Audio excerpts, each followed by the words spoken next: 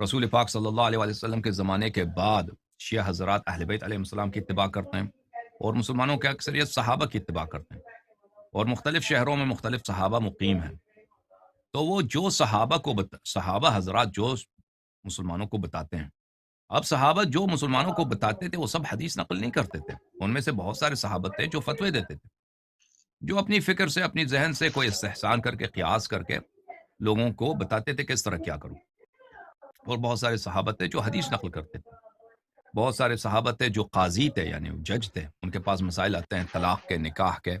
چوری کے، یا لوگوں میں جو نزاع ہوتے ہیں، تو وہ جو فیصلے سناتے تھے، ان صحابہ کے پاس اتنا علم نہیں تھا کہ وہ ہر چیز کے پاس ان کے پاس قرآن کی آیت ہو یا حدیث ہو، تو وہ اپنی فکر سے بھی بہت سارے مسائل حل کرتے تھے، تو اس کو اجتہاد کہتے ہیں۔ اجتہاد کا آغاز یہاں سے شروع ہوئی ہے، اور پھر یہ چیز صحابہ کے دور سے